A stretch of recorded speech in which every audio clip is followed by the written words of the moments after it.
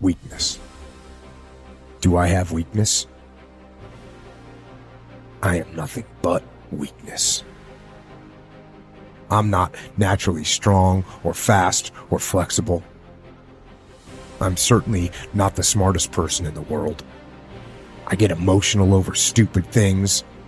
I eat the wrong foods. I don't sleep enough. I procrastinate and I waste time. I care too much about meaningless things and not enough about important things. My ego is too big. My mind is too small, often trapped inside itself. Now, all that being said, I have a saying. A person's strength is often their biggest weakness, but their weaknesses can become strengths. Success, guys, is a very, very lonely road, man. Along that road, you're not going to see too many friends. You see your shadow most often. You got to trust in the heart of hearts. Inside what you're doing, what you believe in is a worthy cause, a winnable fight. I wish I could tell you you tired, go take a break. I wish I could tell you tired, rest for a year. I wish I could tell you that it's gonna get easier. I wish I could tell you it's gonna get easier. I wish I could tell you that if you just keep going, it's gonna get lighter. I dare you to take a stand today to say no more. I will no longer accept this for my life. I dare you to take action today. I dare you to write your goals down and get someone to hold you accountable. I dare you to hold yourself accountable. I dare you to give up everything that is keeping you from your dream, to say no to all the negative influences. I dare you to pick up a book instead of a drink. I dare you to work harder than you think you did yesterday. I dare you to prove them wrong. I dare you to prove yourself right. I dare you to stand up as a man or as a strong woman, as whoever you are, and declare that you are going to claim a bigger and better life for yourself. When you get to the point where enough is enough, when you get to the point where it hurt real bad, when you get to the point when it's over, when they're tired, when they're frustrated, when they're ready to give up, when they spent their last dime, that's when they get started. But what you cannot do is you cannot quit doing the process. You cannot give up because it ain't what you see. You cannot give up. Pain is there to make you better. Without struggle, there can be no victory. And let me tell you, when you've been through pain, when you've fought for where you are, you ain't gonna let anyone take away what you got. When you've earned it and paid your dues and suffered and failed, been hurt and been down, and you get back up, when pain and struggle comes to face you again, you look it in the face and stand it down. Because you've been through too much. You're too strong now.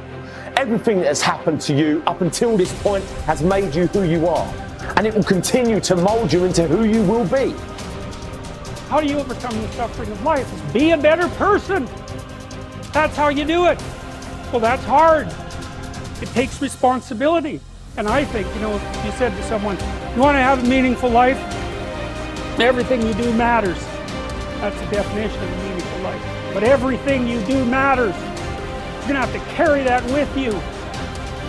Or do you want to just forget about the whole meaning thing and then you don't have any responsibility because who the hell cares? And you can wander through life doing whatever you want, gratifying impulsive desires for how useful that's going to be. And you're stuck in meaninglessness, but you don't have any responsibility. Which one do you want? Well, ask yourself, which one are you pursuing?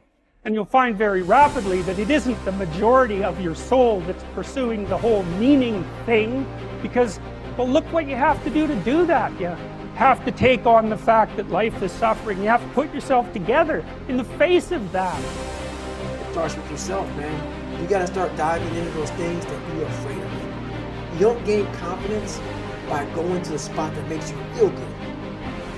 It's gonna be a false reality. And the second life gives you that challenge, all you want to do is go back to what made you confidence or what gave you confidence is that happy spot. Now, what gives you confidence, what gave me confidence was spending years at a kitchen table trying to learn how to read and write on my own. Realizing I can't learn the way you learn. I can't, but I can learn. What gives you confidence, not being afraid, is overcoming the fear. I used to stutter severely bad. So right now, I don't know how many people are gonna watch this. You know what gives me confidence? Is knowing I no longer care if I sit here and start stuttering again. That's what gives me confidence, is facing these things, overcoming them. And maybe not overcoming them every day, but facing them. And facing them, facing them. Pretty soon like this, oh man, this is where it's at. It's not in that comfort zone. It's in the discomfort zone is where my confidence is getting built. That's where it's getting built. But people want they want an easier answer. There has to be an easier way. It's not. I'm sorry. I searched for it my entire life. I did. I lied. I did everything. And I still felt empty. I walk around with a backpack with all my stuff with no car. And I walk around happiest person in the world. Have nothing. Happy as hell. It's because I found out the whole key to life. It's not in all that. Have to face yourself. So many people live to be 100 years old and they die miserable, having everything, because they never examine. I call it my live autopsy. You never examine this.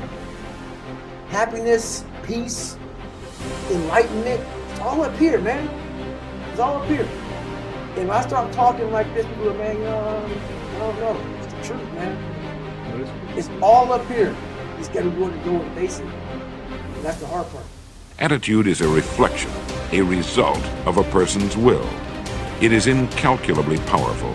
It can bring about marvelous results for us, but we need to train it patiently, day by day. Now let's talk about the attitudes of people who are successful. The top 5% of the people who go sailing through life from one success to another and who, even when they fail at something, shrug it off and head right out again. No matter who the person is or what he does, men and women in sales, business executives, people in all the professions, wives and mothers, students, top people in the armed forces, public servants, men and women in the service of religion, working men and women in all fields of endeavor, wherever you find a person doing an outstanding job and getting outstanding results, you will find a person with the right kind of attitude. These people take the attitude toward themselves that they can accomplish what they set out to accomplish, that there's no good reason on earth why they can't be competent, successful. They have a healthy attitude toward themselves and, as a result, toward life and the things they want to accomplish.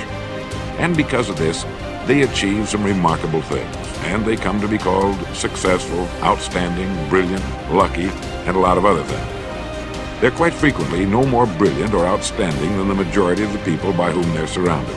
But they did develop the right attitude, and they found their accomplishments not too difficult, and many times surprisingly easy, simply because it seems that so few are really trying, really believe in themselves. Successful people come in all shapes and sizes and in widely varying degrees of intelligence, background, and so on. But they all have one thing in common. They expect more good out of life than bad. They expect to succeed more than they fail. If you want something worthwhile, take the attitude that there are a lot more reasons why you can have it than there are that you cannot, and set out to earn it. Go after it, work at it, ask for it, and 9 times out of 10, you'll get it. Our environment is really a mirror of our mental attitude. If we don't like our environment, we have to change our attitude first. Your ability and willingness to discipline yourself to accept personal responsibility for your life are essential to happiness, health, success, achievement, and personal leadership. Accepting responsibility is one of the hardest of all disciplines, but without it, no success is possible.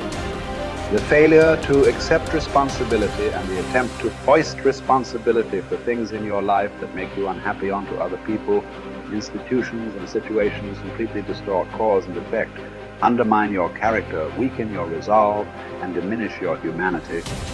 They lead to making endless excuses.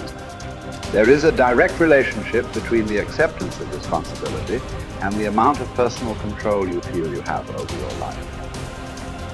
This means that the more you accept responsibility, the greater sense of control you experience. There is also a direct relationship between the amount of control you feel you have and how positive you feel. The more you feel that you have a high sense of control in the important areas of your life, the more positive and happy you are in everything you do.